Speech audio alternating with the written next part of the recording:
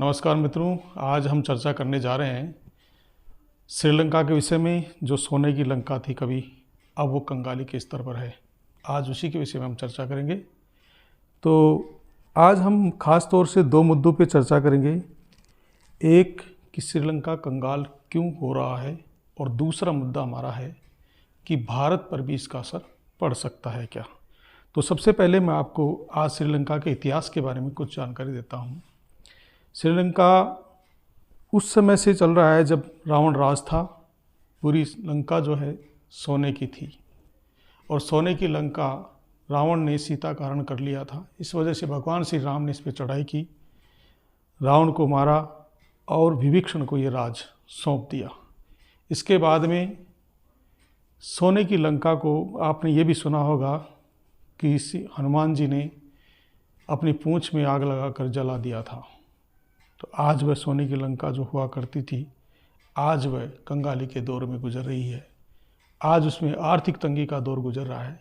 इसी विषय में हम चर्चा करेंगे। तो सबसे पहले मैं श्रीलंका की कुछ ऐतिहासिक जानकारी आपको देना चाहूँगा। ऐतिहासिक जानकारी में यह है कि श्रीलंका का दक्षिणी एशिया के अंतर्गत हिंद महासागर के उत्तर में स्थित है, जो मात्र भारत से लगभग 31 किलोमीटर की दूरी पर स्थित है। और भारत जैसे विशाल देश के नज़दीक रह कर के भारत की छत्र छाया में ये देश बड़ा हुआ है। 4 फरवरी 1948 को ये देश आज़ाद हुआ था अंग्रेज़ों के चंगुल से, और इससे 1 साल पहले भारत देश आज़ाद हुआ था। लेकिन आज भारत किस स्थिति में है और श्रीलंका किस स्थिति में है। यहाँ पर एक ही परिवार के लोगों का राज चलता है वर्तमान में। उसका नाम है गोटाबाया राजपक्षे। गोटाबाया राजपक्षे वर्तमान में राष्ट्रपति हैं श्रीलंका के, और उनके बड़े भाई महिंद्रा राजपक्षे प्रधानमंत्री हैं। साथ ही इसके परिवार में जो गोटाबाया राजपक्षे हैं, उनके एक भाई प्रधानमंत्री हैं जिनका नाम महिंद्रा राजपक्षे है। एक भाई चमल राजपक्षे वो सिंचाई मंत्री हैं। बासिल राजपक्षे इन्हीं के भाई हैं, वो वित्त मंत्री हैं। नमल राजपक्षे जो महिंद्रा राजपक्षे के बेटे हैं, उन्हें खेल मंत्री बनाया गया है। और शीशेंद्र राजपक्षे जो जूनियर मिनिस्टर हैं और चिमल राजपक्षे के पुत्र हैं। इसी के साथ में चिमल राजपक्षे के एक छोटे पुत्र और हैं, उनका नाम है निप्पुणा राजपक्षे, और संसदीय मंत्री हैं। तो इस प्रकार से ये पूरे परिवार के द्वारा सरकार चलाई जा रही है, और मुफ्त की चीज़ों का वितरण किया जा रहा है। मुफ्त की सरकार कितनी खतरनाक होती है। जो श्रीलंका है उस पर कर्ज जो वर्तमान में लगभग 3.45 लाख करोड़ का कर्ज था वर्ष 2016 में।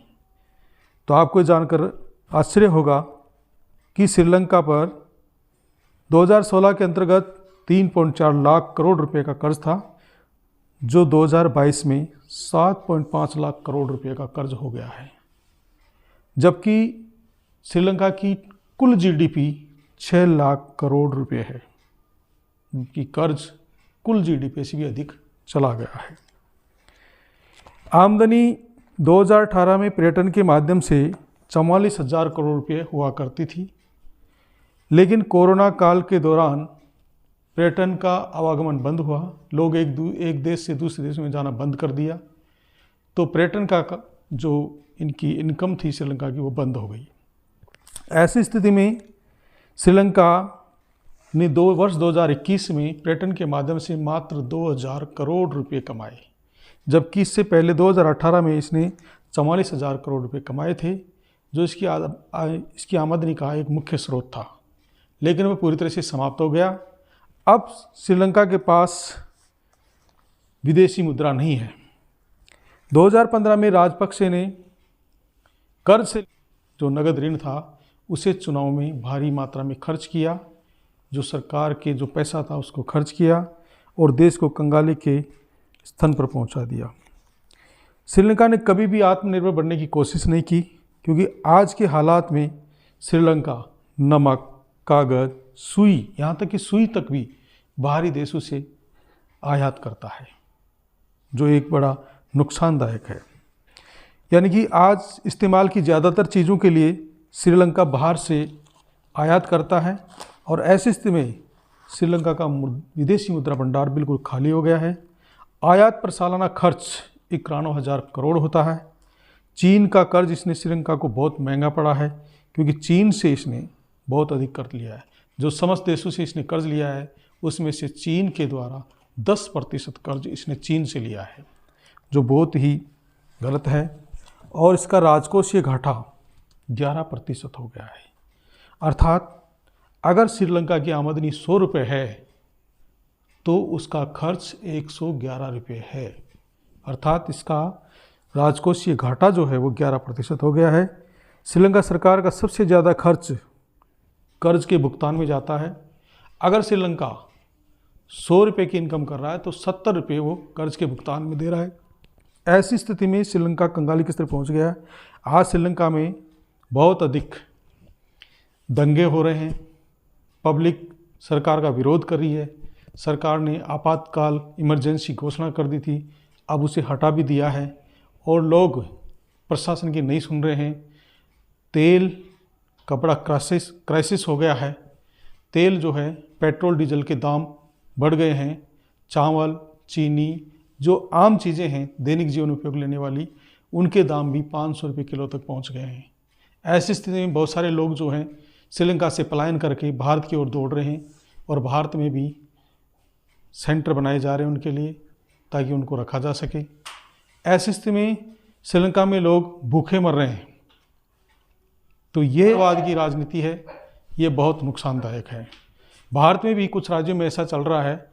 भारत के कुछ राज्यों की मैं चर्चा करना चाहूँगा जहाँ भी मुफ्त की योजनाएं दे करके राज्यों को पंगु बनाया जा रहा है। जैसे तमिलनाडु में, तमिलनाडु जो भारत का राज्य है, तमिलनाडु, पंजाब, महाराष्ट्र, बंगाल, राजस्थान, आंध्र प्रदेश, मुख्य रूप से जहाँ पर मुफ्त की राजनीति हो रही है उनमें दिल्ली, पंजाब, पश्चिमी बंगाल, आंध्र प्रदेश, तेलंगाना, ये मुख्य हैं। इनकी हम चर्चा करेंगे। तमिलनाडु पर 6.6 लाख करोड़ रुपए का कर्ज है। पंजाब पर 3 लाख करोड़ रुपए का कर्ज है। महाराष्ट्र पर 6 लाख करोड़ रुपए का कर्ज है, जबकि 6 लाख करोड़ श्रीलंका की संपूर्ण जीडीपी है।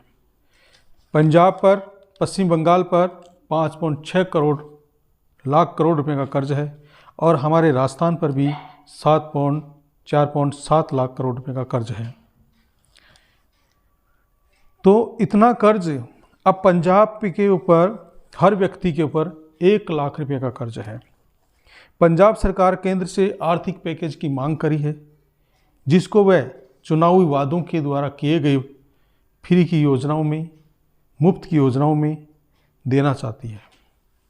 क्योंकि उसने चुनाव में घोषणा की थी, वादे को पूरा करने के लिए हर महीने उसे 1,000 करोड़ रुपए की आवश्यकता है। ऐसी स्थिति में उसने केंद्र सरकार से मांग करी है कि उन्हें एक बजट दिया जाए, ताकि वो अपनी जो उन्होंने मांग रखी थी, मुफ्त की योजनाएं जो चलाई थी, उनका भुगतान कर सके। आम लोगों को इन्होंने वादा किया था कि 400 यूनिट तक बिजली पर 50% छूट देंगे। आंध्र प्रदेश में 27 लाख आदिवासी महिलाओं को सालाना 15,000 रुपये की आर्थिक मदद की घोषणा की गई है। ये मुफ्त का राशन, मुफ्त की चीज़ें देकर के लोगों को पंगु बनाया जा रहा है। वो अगर मुफ्त की खाएंगे तो काम नहीं करेंगे, काम नहीं करेंगे तो उन्हें मुफ्त की खाने में आदत पड़ जाएगी। ऐसी स्थिति में देश कंगाली की ओर चला जाएगा, जबकि अधिकांश राज्यों में ऐसा हो रहा है। कर्ज की कहानी से, एक देश था वेनेजुएला, जिसका नाम सुना होगा आपने। बहुत अच्छा तेल उत्पादक देश था और वहाँ के लोग बड़े खुश थे, काफ़ी अच्छी आमदनी वाले थे, अच्छे पैसे वाले थे, धनी लोग थे। लेकिन एक सरकार आई 1999 में, और उसके जो ह्यूगो चैवेज सत्ता में आए और उन्होंने सोचा कि जो देश के द्वारा तेल उत्पादित होता है, उस तेल का जो इनकम होती है उसे देशवासियों पर खर्च किया जाए। तो उन्होंने पूरे देश के अंदर सभी चीज़ें मुफ्त कर दी, बिजली, डीजल, पेट्रोल, खाने पीने की चीज़ें, सब चीज़ें मुफ्त कर दी।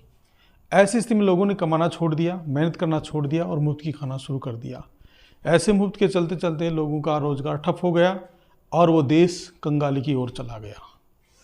तो आज हम इस विषय में चर्चा कर रहे हैं कि आने वाले समय में अगर भारत के राज्य या सरकारें ऐसा नहीं संभलती हैं तो ऐसी स्थिति में उन्हें भी इसका शिकार होना पड़ सकता है, क्योंकि हाल ही में प्रधानमंत्री नरेंद्र मोदी जी को हमारे अधिकारियों ने अवगत कराया है कि इस स्थिति पे तुरंत एक्शन लें, अन्यथा ये स्थिति हमारे देश में भी बन सकती है।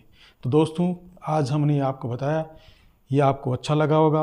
अगर हमारा वीडियो आपको पसंद आए तो इसे लाइक कीजिए, शेयर कीजिए, सब्सक्राइब कीजिए। जय हिंद, जय भारत।